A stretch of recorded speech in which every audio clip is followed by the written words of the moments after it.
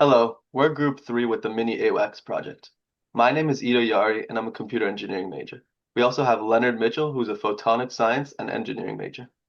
Hello, I am Philip Jones, an electrical engineering major, and our whole project was sponsored by the U.S. Southern Command.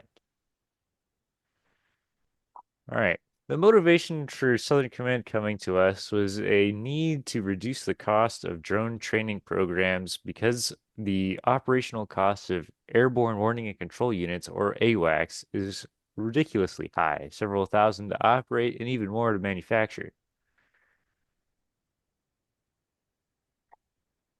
The goals and objectives of our project. Our project's objectives is to design and build a cost-effective mini-AWACS system that provides small unmanned aerial systems, or UAS, with real-time radar data for safe operations during training exercises. The goals of our project are to reconfigure a marine radar to sweep in 60 degrees top-down arc. This would be looking down from the belly of the plane. We also need to build a motion platform to support and drive the radar, transmit radar and IR data to UAS via Starlink and cell phone, test the prototype on a small aircraft, and identify and integrate mechanical systems to achieve precise radar motion. All right, so in order to prove the successful nature of our projects, we have a couple of specifications that we look to complete. First is the stable information link through Starlink, which contains all the data transmitted and transformed from our central computer and have it in a short delay. The mechanical casing of our radar also needs to have a complete 60-degree rotation arc to maximize the effective space that our radar can scan for our drone training. The radar also needs to have a consistent speed of motion across its arc so that the transformation algorithm does not have to account for varying motion in the arc. And here we have a couple of important but not necessary for the demonstration of our project and their specifications, such as the temperature resistance needs to be very low in order to accommodate for upper atmospheric temperatures, as well as the wind resistance to account for the plane's motion and other high wind speeds up in the upper atmosphere. And the largest among these is the dimensions can't exceed 2 feet by 2 feet by 8 feet, as that is the space the engineering bay in the plane has afforded us. All right, so the first few components that our sponsors selected for our project, which are novel, are the Raymarine Cyclone 6-foot open array radar, chosen for its low power consumption and lightweight. The Raymarine consumes about a third of the power of similar models on the market and is incredibly light for the distance that it scans. A large revolutionary piece in the Mini-AWACS project. The Starlink terminal is the sole reason our project is possible over AWACS is because the Starlink communication network enables us to communicate with drone swarms at a much cheaper rate than the radio and sensors on an AWACS could communicate with drones. A few other hardware components that were selected by our sponsor are the Intel, which handles local radar data filtering, the HP laptop, which is primarily used by a computer science team for development and debugging, the Westinghouse iGen 160S, which has multi-hour battery life and essentially powers our entire project, and the Model 755A size 15 AccuCoder. All right, so the first selection we had to make for our project in regards to the hardware was choosing the stepper motor. Originally went with the NEMA 8, but it became clear later on in testing that we needed far more torque on the motor due to our mechanical design and the nature of it. So we ended up going with the NEMA 17 highest torque stepper motor, which is also the cheapest of the options presented here, as well as being still of the largest size. The second hardware component that we had to select was the microcontroller. We were between the STM32, the Teensy 4.1, the Arduino Duo, and the MSP430. We picked the MSP430 microcontroller because of its extremely low power consumption, which is essential for this project. Our team also has familiarity with the MSP430 due to the fact that we've done coursework using it. The only con that we saw when researching the MSP 430 was that it was slightly slower, but not significantly enough for us to use a different microcontroller. The software components that we had to select were the communication protocol. We were between UR, I squared C, and SPI.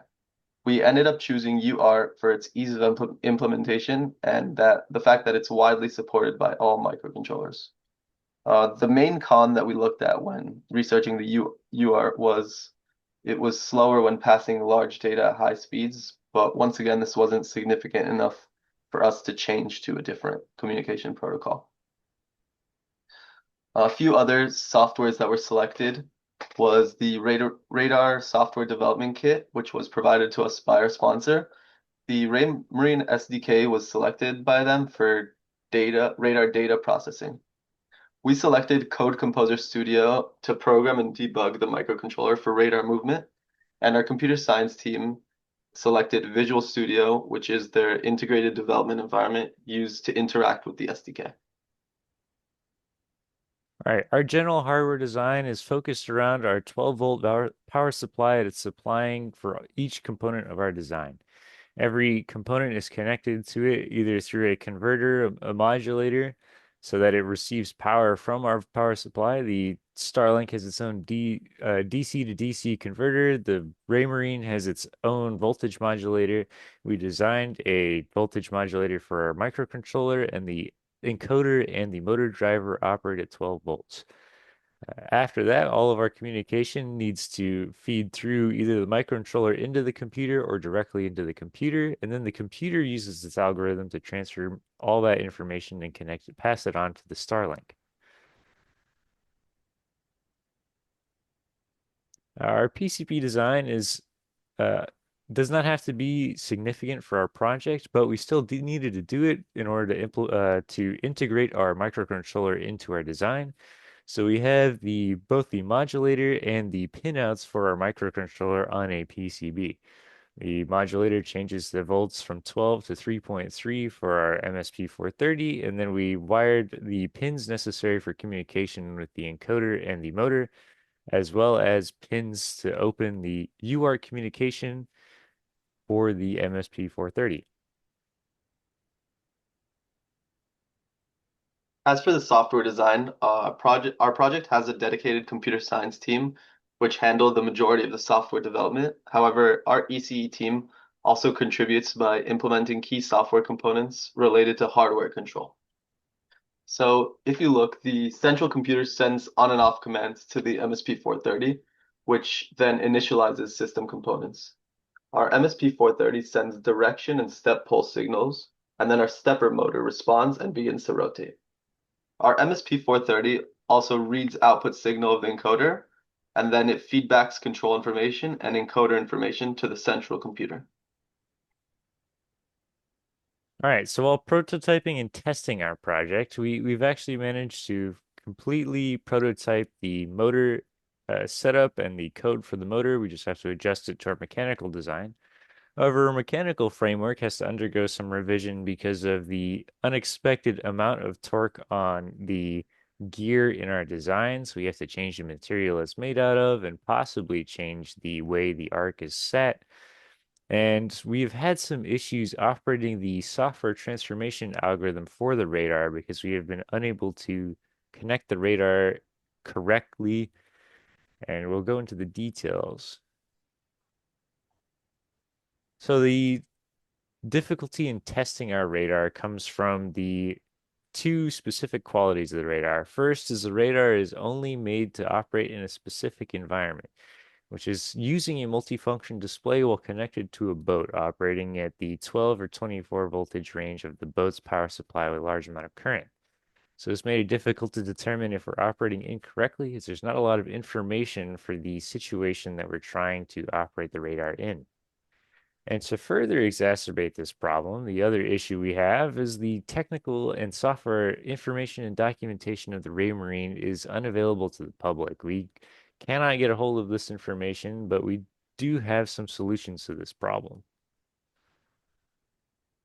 So the first problem is being is solved by our experience with the radar. We've come close to operating the radar. We just have one minor issue to work out regarding the DHCP server settings of the computer communicating with the radar over Ethernet.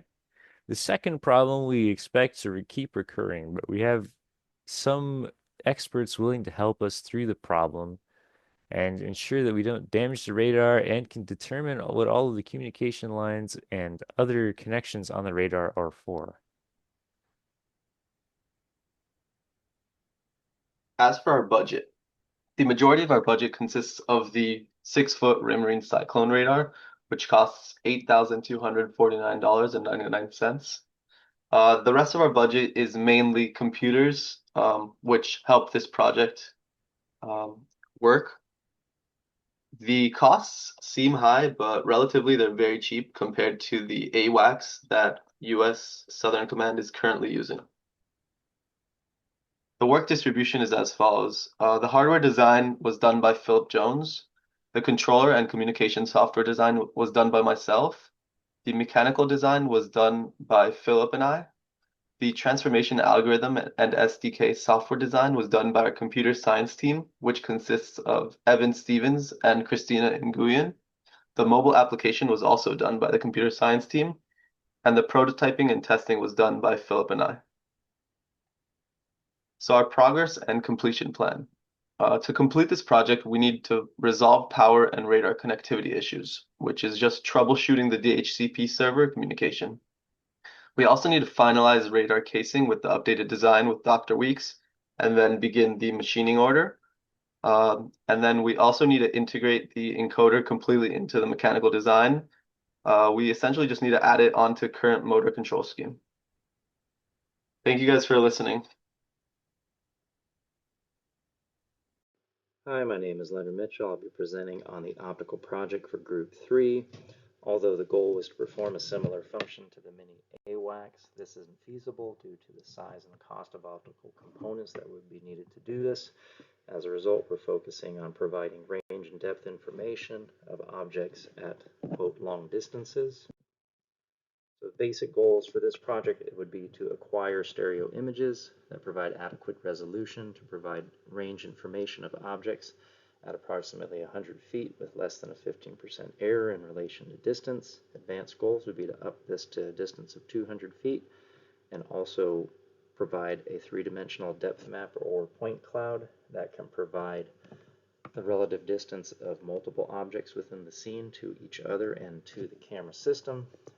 Stretch goal would be to see if we can provide the same information at longer distances and, if possible, provide vector information for motion of objects in the scene, and this would require video processing.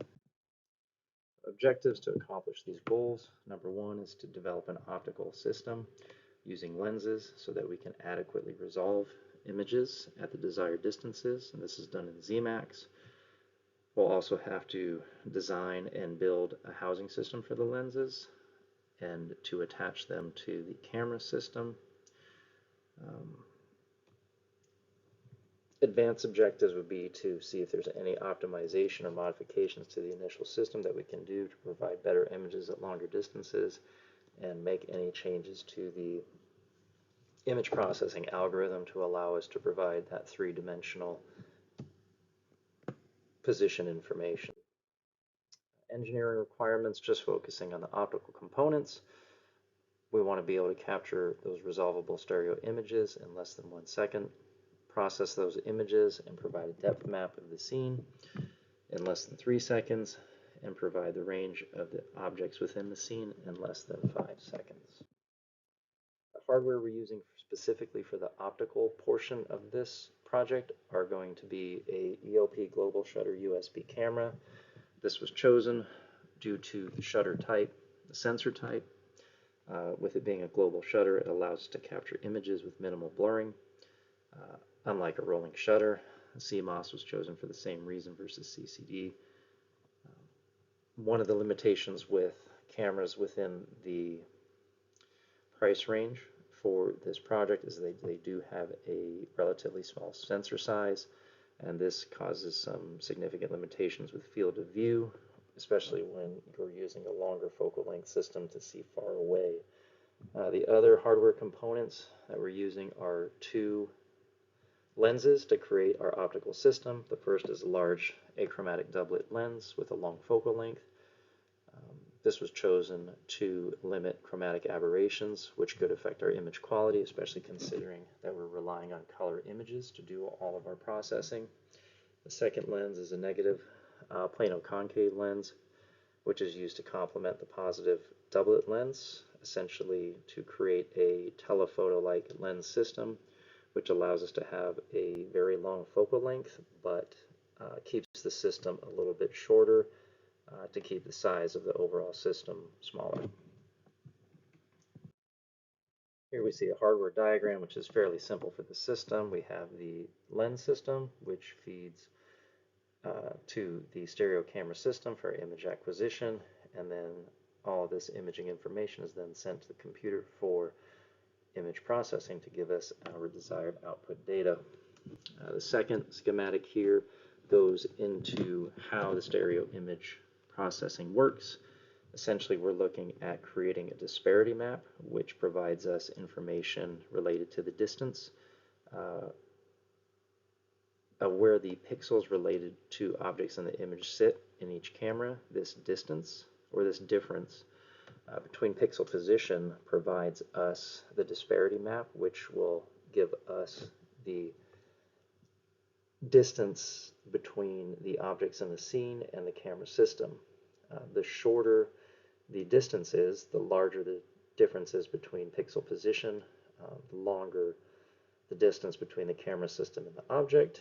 We start seeing less of a disparity or difference between those pixel positions for each camera.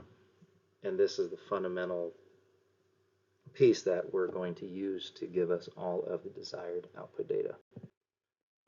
Here we can see the parameters for the optical system. Noting we have a spot diagram which shows a nearly diffraction limited spot size for both our on and off axis arrays. We do have some slight aberrations with some spherical on axis and some coma off axis. However, this is very minimal. Additionally, we can see our point spread function is extremely narrow, which should assist with high resolution images. Our MTF does drop off at higher spatial frequencies, however, it should be adequate for the purposes of this system. For software, our primary function is going to be using MATLAB. It's going to do all of our image processing, and then we're also going to use the stereo camera calibrator app to get all of the intrinsic information related to the camera system that we need to create the disparity map, depth map, and any 3D processing. The keystone to this is how well we can provide the stereo camera app information to give us the best intrinsic properties.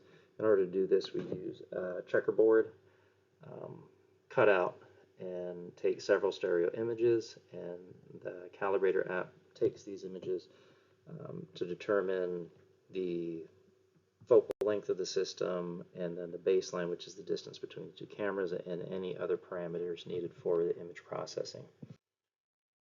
So far, we've done some prototyping and testing. The cameras came with 50 millimeter focal length lenses, which we used for our testing, and set the baseline for the cameras at 50 centimeters to get enough spread to improve the accuracy of our range. Here we took about 10 pairs of stereo images for the calibration, and then ran some testing with these sample left and right images. We were able to successfully get a disparity map that was able to produce a depth map and even a 3D point cloud. However, even though the output was successful, the data is not great. This is largely due to the calibration parameters. After looking at the output from our testing, I went back and looked at the calibration parameters for the test system, and the mean error pixel size was too large to get very accurate measurements. So um, in order to fix that, we're going to have to take more stereo images with our calibration checkerboard covering the entire um, field of view to improve um, the intrinsic parameters of the camera system so that we can get better output data. So at this point, progress is, in theory, everything is working as expected. Our primary issue is getting a good calibration using the stereo calibrator app. And then additionally, we have to take these same steps with the final lens tubes and optical systems. Right now, what we built so far isn't getting very good images. So making some more adjustments to the lens tube in terms of distances between the lenses and the sensor of the cameras. Once we can complete this, we can determine the optimal baseline of the camera system, redo our calibration, and then we should be able to get usable output data to give us the desired output of the system. Hopefully everything will go as planned with probably some unexpected things which should be resolvable, and in the end our system should be functional.